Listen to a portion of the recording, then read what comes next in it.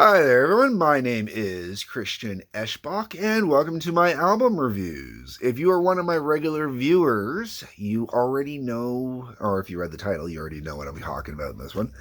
I mentioned this in my last review for Metallica's Garage Days Revisited, the vinyl reissue version, baby. Yeah, okay. And that is very important because that was a bunch of covers that include a band that I absolutely fell in love with because of Metallica, Diamond Head. And this is their album, Lightning to the Nations. So, this album I bought while I was on vacation visiting family up in Montreal. I was in downtown Montreal for the day. Basically, I just wanted to go splurge shopping in all the music stores while I was down there because their main street in the downtown core, I believe it was St. Catharines. At the time, there were there were three major music stores on the street. One was so big it occupied two sides of the street. There was another one like a few blocks down. Like it was like strip club, music store, strip club, music store, strip club, restaurant, music store, something like that. Anyways, um, I bought this while I was down there. I ran across this, had to have it because this was not an easy to find album. It is still not an easy to find album. I've got a buddy who was jealous beyond belief that I managed to get my hands on this album on CD until he picked it up on vinyl, and then I got really jealous because he's got this baby on vinyl now, man, and it's the new reissue vinyl stuff. He paid an arm and a leg for it, though. I thought I was paying a lot when I picked this up for like $20 back in the 90s. Might have even been 25. He paid like way more than that for the vinyl. Way more. And that's not the point. The point is, this album is worth paying the money for. This album was worth the trip to Montreal just to get this album, okay? Let me be very clear. This is one of those things that was an amazing find. Metallica, the one and only Metallica, has covered every song on this album except for two. Officially, one of the songs has never been officially covered and released, but I do have a cover of them doing it unofficially from the very early days.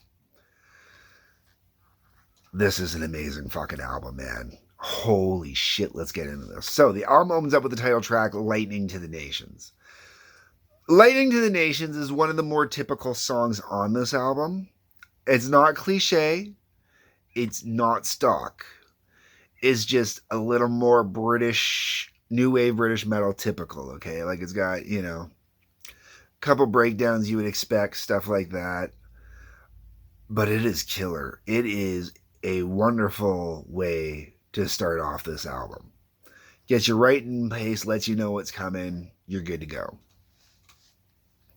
Which brings us to the first song on this album that Metallica has covered. It's not the first song they covered from this band, but the first song that they've covered, which is The Prince.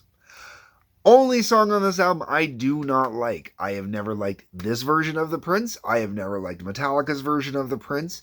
It is not a song I am into. I have never been into. To me, it's a very just fast for the sake of being fast kind of song. Does nothing for me. Then we get into the song that was unofficially covered by Metallica, which is Sucking My Love. There have been many arguments over the years over the song Sucking My Love and what it's actually about.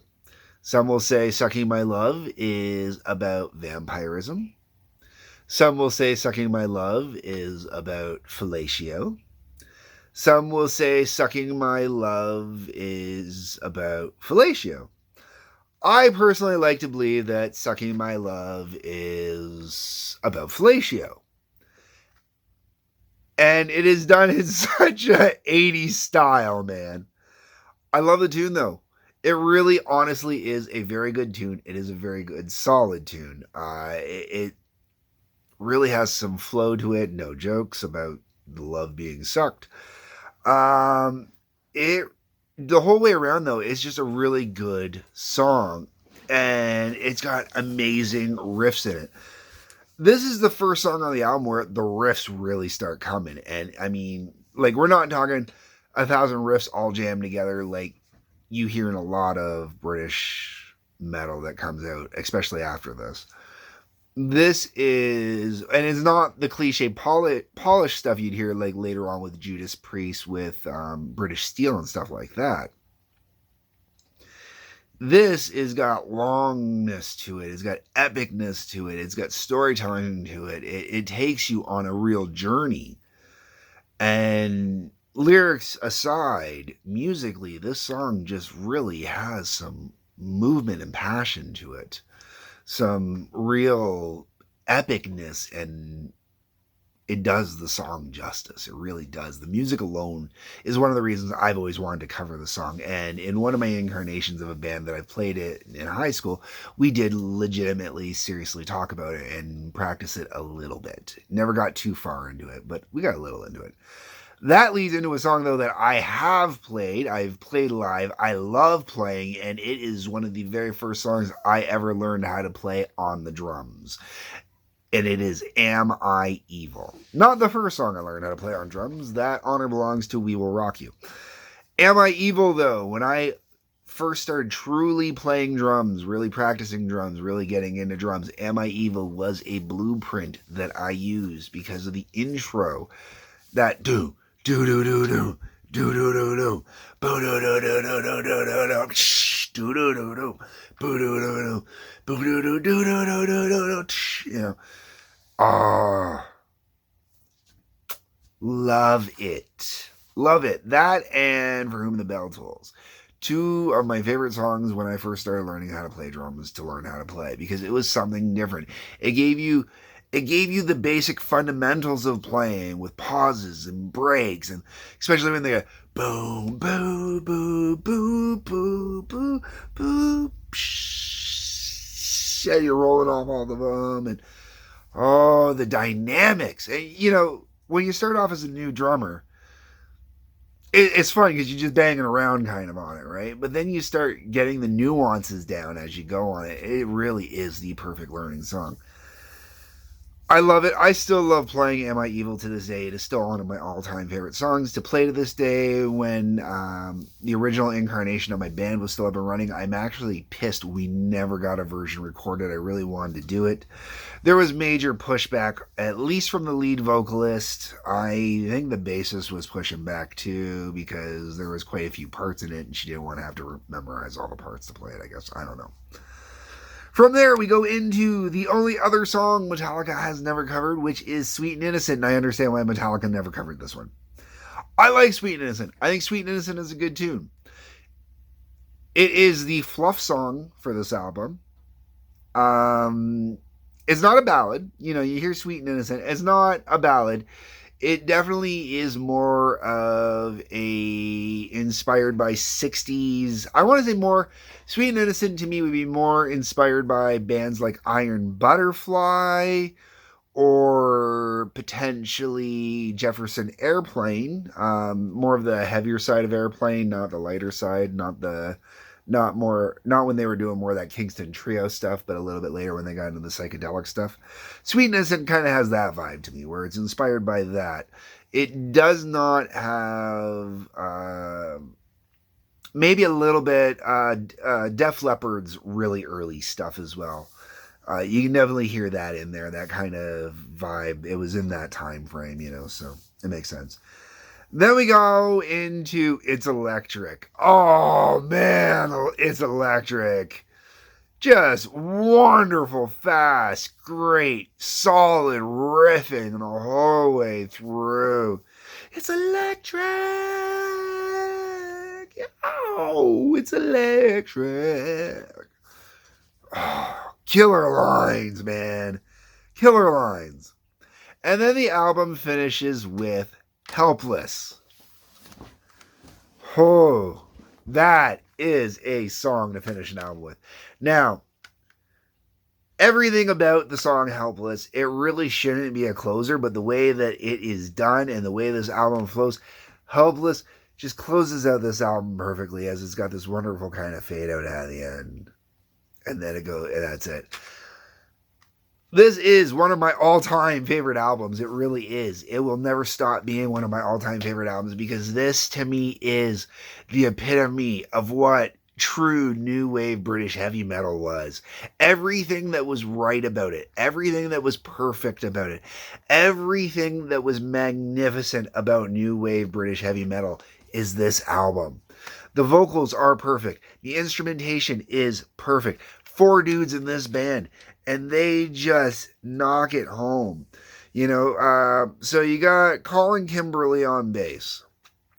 The bass on this album could be pushed forward a little bit better, just a little bit higher. A little bit higher. That was always one of my biggest complaints about new wave British metal, is the bass was always buried in the mix. Problem that Metallica always had too, especially in the earlier days.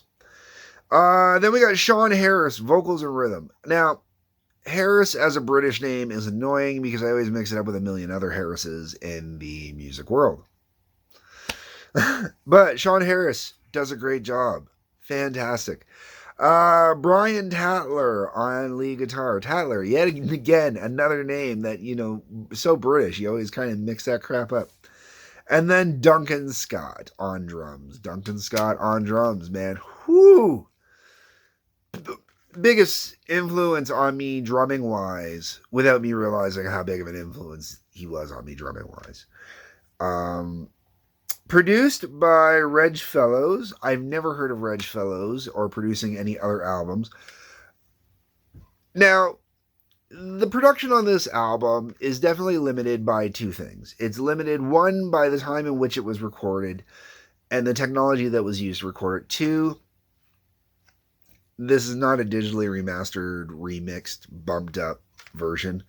So it does not, it has kind of that coldness to it that people bitch about with CDs. I do think part of that coldness comes from the original recording. If you listen to any new wave British heavy metal from the early days, a lot of it does sound really cold. They don't take the time to put the warmth into it that you would hear. Like Black Sabbath, there was actually a warmth in a Black Sabbath song. It didn't have that coldness to it. You could feel the room in it, It didn't feel too purified, too refined. Led Zeppelin, same thing. This is missing that warmth and that ambiance to me. Now, my buddy John, who's got the vinyl, could definitely correct me. I'm sure they've remastered it for the vinyl edition. I'm sure it sounds much better on there. I would love to get my hands on a remaster of this. I would love to see I guess at this point it'd be like a 40th or a 50th anniversary remaster, 40th at least. And, fantastic. If you can get your hands on Diamond Head's Lightning to the Nations, you must get your hands on this album. This is a must-have album. It is not, for me, because the song The Prince, specifically, it is not a perfect 10 album to me. But it really is a perfect 10 album in the new wave of British heavy metal. I'm sorry, I've got to admit it. It may not be that 10 to me, but this really is a perfect British new wave heavy metal 10. It really is. So go out, buy it. You must have it. Let me know what you think. That's what the comment section is for. Leave me a comment. Let me know what you think. Hit the like button, hit the subscribe button, hit the share button, hit the notifications button. Those help us out. There is a link below for Patreon. If you could maybe go there, there's an option where you can subscribe for $1 a month. Helps me out. Shows a little appreciation for all the hard work I put into this. Anyways, other than that, everybody, peace, love, take care.